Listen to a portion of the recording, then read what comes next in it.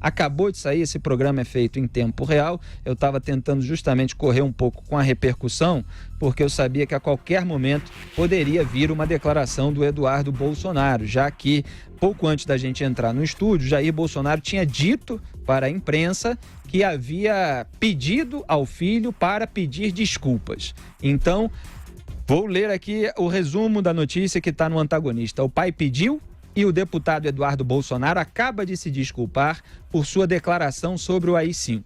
Em entrevista a José Luiz da Atena, o filho do presidente disse, aspas, eu peço desculpas a quem, porventura, tenha entendido que estou estudando ou o governo está estudando o retorno do AI-5. Fecha o aspas. Eduardo afirmou que essa possibilidade não existe e creditou a repercussão ao longo do dia a uma interpretação deturpada de sua fala. Não existe retorno do AI-5, afirmou.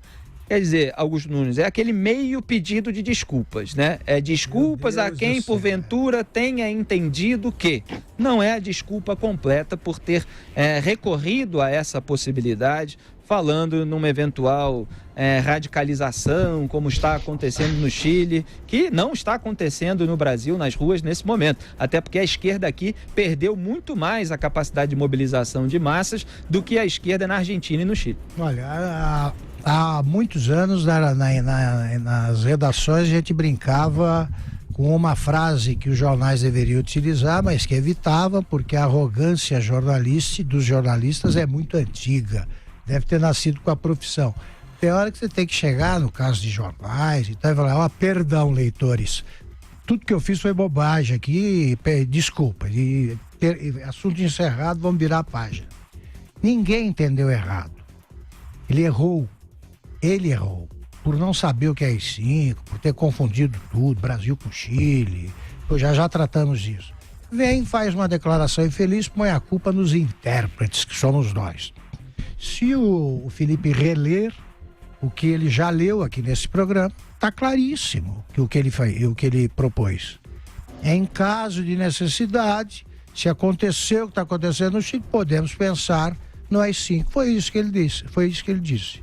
Agora, eles teimam em não assimilar a lição do Juscelino Kubitschek. Não tenham compromisso com o erro. Errou. Peçam desculpas e vida que segue. Admitam que errou. Acho que o Bolsonaro precisava falar com o filho antes da viagem, devia dizer isso. Não é sonho, não, o que houve com o filho, isso aí é um pesadelo, que não pode voltar. E mais, o que é que tem a ver o Chile com o Brasil? Eles conhecem a história do Chile? Eles sabem como é que foi a independência do Chile? Eles sabem as diferenças significativas que existem entre, por exemplo, a história do Chile e da Argentina? Eles sabem? Não sabem. Está acontecendo uma confusão no Chile, pronto. Ficou parecido com o que faz a esquerda. Pois bem, eu dou outro exemplo. O governo do presidente Álvaro Uribe, na Colômbia, conseguiu enfrentar cartéis do narcotráfico e as Farc simultaneamente e venceu as duas guerras. E é um governo de direita, usando os instrumentos que a Constituição dá, não inclui nenhum AI-5 chileno, e ele venceu. Então, por que não comparam com a Colômbia, como é que foi feito?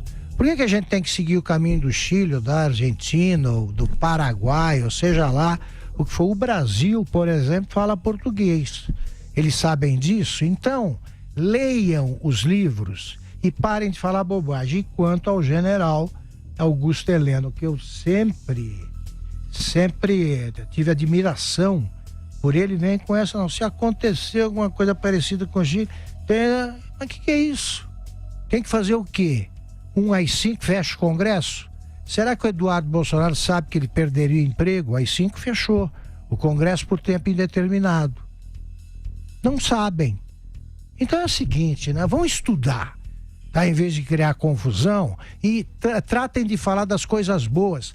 Nenhum deles deixa espaço para que se fale da redução do risco Brasil, tá? Do tratado dos tratados, acertos econômicos feitos pelo presidente Bolsonaro durante a viagem, ele vai debaixo de gritaria e volta no meio da confusão. Às vezes parece até que é ciúme, né? De que os ministros do governo Jair Bolsonaro tenham proeminência, tenham protagonismo. Eu digo isso quase que ironizando, porque tem várias coisas boas para se falar da esplanada dos ministérios do Jair Bolsonaro e, no entanto, fica criando esse tipo de polêmica, de repercussão a todo momento. Meu caro Lucas Berlança, eu quero deixar claro aqui que não existe AI-5 do bem, assim como também não existe rachadinha do bem, não é isso? Nem ditadura legal, né?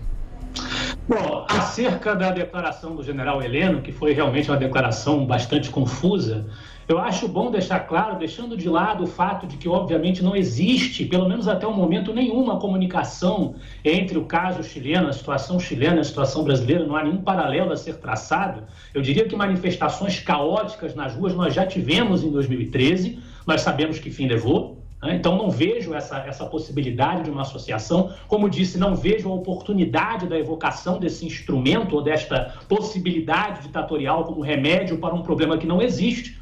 No entanto, caso houvesse um caos social no Brasil, ainda existem muitos remédios previstos na Constituição antes que se declare uma ditadura, antes que se perpetre um ato institucional número 5. A Constituição prevê estado de emergência, estado de defesa, tem uma série de possibilidades. Então não há justificativa para se colocar isto como uma possibilidade. Quanto à declaração do Eduardo se justificando, pedindo essa meia desculpa, né?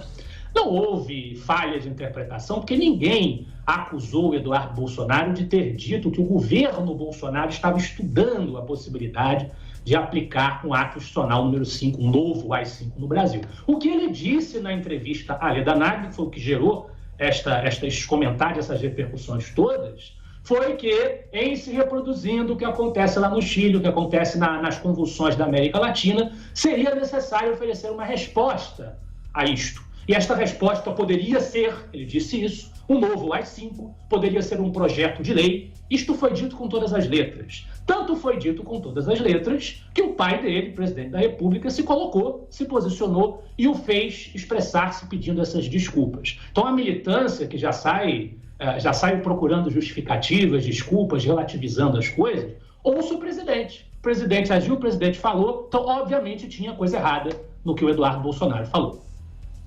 Exatamente. E então a gente assim esgota essa pauta. Ainda tem aqui, na verdade, mais um trecho da entrevista do Eduardo Bolsonaro, em que ele rebateu as acusações de que o problema do governo são os filhos do presidente Jair Bolsonaro. Para ele, a traição no PSL é motivada pela disputa por fundos de campanha. Eduardo disse o seguinte, aspas, a maioria deles pensa que o tsunami Bolsonaro que ocorreu em 2018 não ocorrerá em 2022. Logo, ele precisa de fundo partidário, de cargo em estatal para ser o apadrinhado. Então, eles estão traindo todos os princípios que elegeram eles próprios. Mas não se dão conta de que não adianta vocês botar 20, 30, 40 milhões numa campanha para prefeito se não tiver o apoio do Bolsonaro.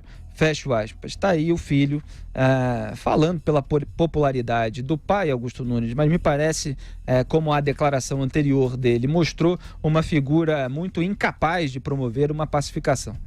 Olha, o Bolsonaro viajou, durante a viagem teve de falar do tal...